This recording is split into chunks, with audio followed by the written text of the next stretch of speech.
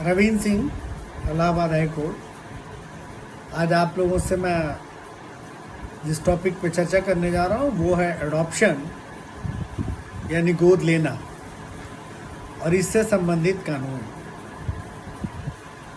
तो मैं आप लोगों को ये जानकारी दे दूँ कि गोद लेने के संबंध में अपने देश में 3 तरह के कानून बने हैं।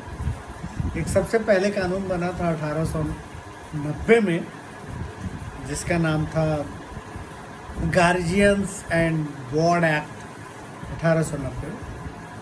उसके बाद एक और कानून आया बीच में 1956 में, जो बेसिकली केवल हिंदुओं से रिलेटेड है और ये मुस्लिम, पारसी या क्रिश्चियंस या अन्य किसी रिलीजन से रिलेटेड नहीं है। और इस कानून के तहत केवल एक हिंदू चाइल्ड को ही अडॉप्ट कर सकता है। इसका नाम है Hindu adoption and maintenance act 1956। इसके धारा 16 में एक प्रिजम्पशन दिया गया है कि अगर एडॉप्शन डीड है तो वह रजिस्टर्ड होनी चाहिए। पहले रजिस्टर्ड डीड की व्यवस्था नहीं हुआ करती थी या कंपलसरी नहीं था। ये अमेंडमेंट 1976 में लाया गया और 1976 के बाद ये प्रिजम्पशन किया गया कि किसी कोर्ट में अगर आप एडॉप्शन डीड जो कि तत्कालीन समय में जिसमें डॉक्यूमेंट्स रजिस्टर्ड होना चाहिए उसमें अगर है तो वो एक वैलिड डॉक्यूमेंट है, एडॉप्शन डीड माना जाएगा। तीसरा कानून आया अपने यहाँ 2000 में, juvenile justice care of children adoption act सन 2000। ये अपने आप में एक पहला कानून था जिसमें कि एक एडॉप्शन को एक सेकुलर रूप दिया गया, धर्मनिरपेक्ष, भारतीय संविधान के अनुच्छेद 44 के हिसाब से। और ये कहा गया कि कोई भी व्यक्ति किसी भी जाति धर्म का, रिलीजन का हो, किसी भी जाति धर्म रिलीजन के बच्चे को अडॉप्ट कर सकता है। और इसमें जो एडॉप्शन की परिभाषा लाई गई वो सन 2015 में एक संशोधन के जरिए लाई गई और ये कहा गया कि इसमें रिस्पॉन्सिबिलिटी जो प्रोस्पेक्टिव एडॉप्टी होंगे, जो बच्चे को गोद लेंगे, उनकी वैसी ही हो जाएगी जैसे कि एक बायोलॉजिकल माता पिता की होती है। और बच्चे को भी उतना ही राइट उसके प्रॉपर्टी में और सब जगह मिलेगा जैसे कि ओरिजिनल बच्चे को मिलता है। तो ये पहला सेकुलर कानून आया। इसके लिए सुप्रीम कोर्ट का जजमेंट जो लक्ष्मीकांत पांडे के केस में 1982 में डिसाइड हुआ, उसमें दिशा निर्देश दिए गए। एडॉप्शन को लेके एक PIL फाइल हुई थी, उसके हिसाब से इसकी रूपरेखा तैयार की गई। हालांकि इससे पहले भी 1972 में, 1980 में नेशनल एडॉप्शन बिल लाने की कोशिश की गई थी, लेकिन वो सक्सेस नहीं रहा था। अब हम चर्चा इस बात पे करना चाह रहे थे कि अगर मान लीजिए कि एडॉप्शन डीड नहीं है, वो भी रजिस्टर्ड एडॉप्शन डीड नहीं है, तो उसका प्रभाव क्या पड़ेगा। या कानून के हिसाब से एडॉप्शन डीड नहीं है, जो विहित प्रक्रिया दी गई है तो उसका क्या प्रभाव पड़ेगा कानून में। तो इसमें अलग अलग कोर्ट्स के अलग अलग मत है। कुछ में कहा गया है कि नहीं, रजिस्टर्ड होना डीड का ज़रूरी नहीं है। बट अगर उत्तर प्रदेश में जो संशोधन लाया गया है Hindu adoption and maintenance act, उसके हिसाब से डीड का रजिस्टर्ड होना ज़रूरी है। अब एग्जाम्पल के तौर पे आपको समझाने की कोशिश करते हैं कि अगर मान लीजिए कोई बच्चा जो सन 2000 के पहले का एडॉप्टेड है और वो वार्ड्स एक्ट के तहत है, 1890 वाले के तहत, उसमें व्यवस्था ये हुआ करती थी कि कोर्ट गार्जियन अपॉइंट करती थी और जिसको अडॉप्ट किया जाता था उसको वार्ड कहते थे। वार्ड एक छोटा बच्चा भी हो सकता है, एक अनसाउंड माइंड का बड़ा व्यक्ति भी हो सकता है। तो कोर्ट ख़ास तौर से ये देखती थी कि उसकी प्रॉपर्टी, उसकी देख रेख के लिए जो भी अपॉइंट होता था उसे गार्जियन कहा जाता था। तो इस कानून में एडॉप्शन बेसिकली नहीं है, ये एडॉप्शन से जुड़ा हुआ नहीं है, ये गार्जियन एंड वार्ड्स को लेके है। और दूसरा कानून जो आया था 1956 का, Hindu maintenance and adoption act, वो केवल हिंदुओं के एडॉप्शन से रिलेटेड था। उसमें मुस्लिम, क्रिश्चियंस और बाकी किसी के एडॉप्शन की व्यवस्था नहीं थी। और जैसा कि मैंने पहले बताया कि उसके सेक्शन 16 में एडॉप्शन डीड की बात कही गई है। ये पहला कानून है जिसमें एडॉप्शन डीड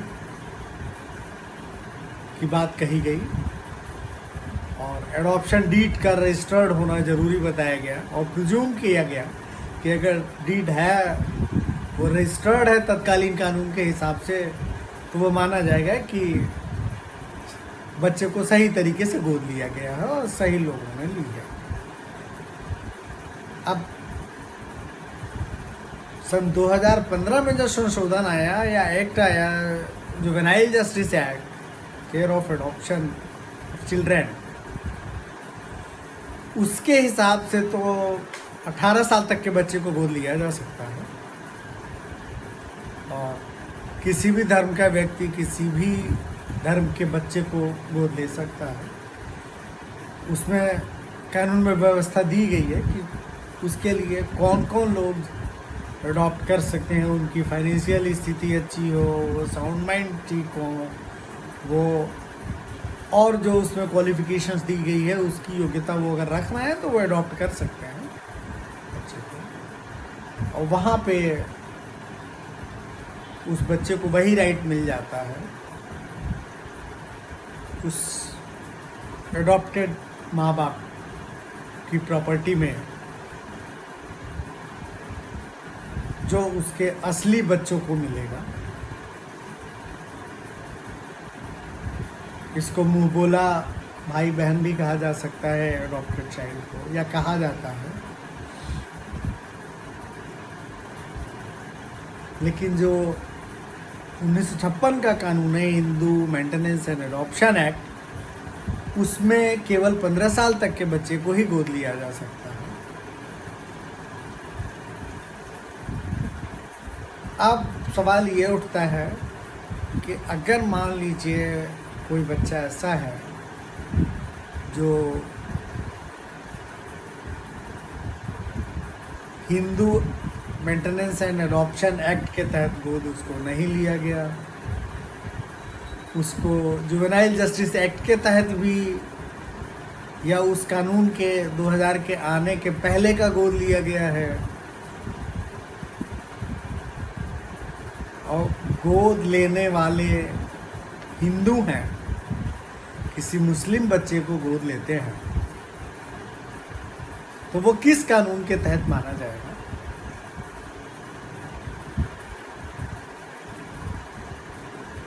तो the guardian and wards act 1890 है, उसमें कोर्ट से बच्चे को गार्जियन अपॉइंट किया जाता है और बच्चे के लिए गार्जियन अपॉइंट किया जाता है और उसकी प्रॉपर्टी की देख रेख के लिए गार्जियन की को जिम्मेदारी कोर्ट सौंपती है। इस हिसाब से भी गार्जियन एंड वार्ड्स एक्ट में अगर है तो वो केवल 18 साल के बाद उसका कोई राइट नहीं बनता है उस गार्जियन पे, चाहे वो जिस भी जाति या धर्म का हो, अगर गोद लिया गया है तो। इस हिसाब से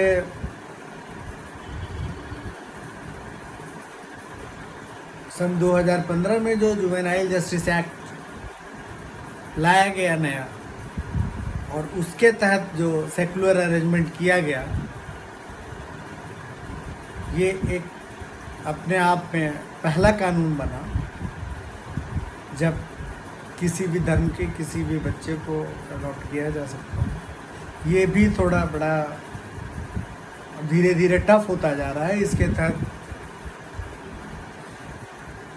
बच्चे को गोद लेने की प्रक्रिया ज़्यादा टफ क्या होता जा रहा है, ये बच्चे की सिक्योरिटी के लिए ज़रूरी है। इसमें सेंट्रल गवर्नमेंट की एजेंसी होती है जो बच्चों के रिहेबिलिटेशन के लिए, ऑर्फन बच्चे हैं या सरेंडर्ड बच्चे हैं या अबंडेंड बच्चे हैं, इन बच्चों को भी गोद लेने की व्यवस्था इसमें की गई है। और इसके लिए जो सिक्योरिटी एजेंसी बनाई गई है वो देखती है। फिर इसके बाद एक CWC बना गया, कमेटी बनाई गई, चाइल्ड वेलफेयर कमेटी।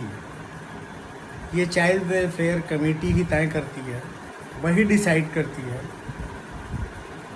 कि बच्चा गोद देने लायक है नहीं देने लायक है। उसके हिसाब से कोर्ट ऑर्डर करती है और बच्चे को गोद दिया जाता है। उसके लिए भी सिविल जज या डिस्ट्रिक्ट कोर्ट को ही अधिकृत किया गया है। हालांकि बाद में अभी हाल ही में एक कानून बनाने की कोशिश की जा रही है कि ये जिलाधिकारी स्तर पे या प्रशासनिक स्तर पे भी अडॉप्शन की कार्रवाई की जा सके। हालांकि उसको फाइनल रूप अभी नहीं दिया गया है। तो CWC ही बेसिकली तय करेगी और उसके हिसाब से कोर्ट को जो प्रोस्पेक्टिव अडॉप्टी होंगे उनकी आर्थिक स्थिति, उनका बैकग्राउंड, उनकी सब चीज़ें देखते हुए उनकी योग्यता, बच्चे को उनको दे दिया जाएगा। और बच्चा जब मैच्योर्ड होगा तो उसे उस पेरेंट्स के जो एडॉप्टी पेरेंट्स हैं उसकी प्रॉपर्टी में या उस कि किसी भी लीगल राइट्स में उसको वही राइट प्राप्त होगा जो उसके अपने बच्चे यानी बायोलॉजिकल बच्चा हो उसे मिलता हो। तो ये है हमारे देश का एडॉप्शन का कानून। मेरी समझ से इसे और सामान्य बनाना चाहिए। अगर जटिल प्रक्रिया होगी एडॉप्शन की तो जो गरीब के बच्चे हैं या जिनके माँ बाप नहीं हैं या जो बिछड़े हुए हैं, जो ऑर्फन बच्चे हैं, उनका एडॉप्शन मुश्किल हो जाएगा। और नतीजा इसका ये हो रहा है कि वो सड़कों पे भीख मांगते फिरते हैं, जबकि केंद्र सरकार के द्वारा जो व्यवस्था की जा रही है वो रिहेबिलिटेशन की व्यवस्था की जा रही है ऐसे बच्चों के लिए, बट वो सही तरीके से अभी उसको अमली जामा नहीं पहनाया जा सका है। अगर इसको सरल बनाया जाए और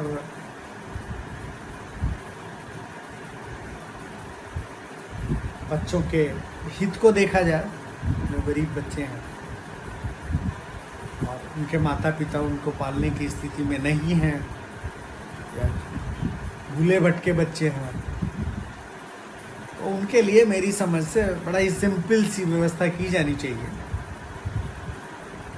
कि उस बच्चे को जो लेना चाहे वो उन्हें सिंपल तरीके से दे दिया जाए। एक विलेख तैयार जरूर कराया जाना चाहिए इसके लिए भी, और उस विलेख पे कोर्ट की मोहर भी हो या कोर्ट के आदेश से अगर वो एडॉप्ट का काम होता है तो ये ज़्यादा समुचित होगा। धन्यवाद।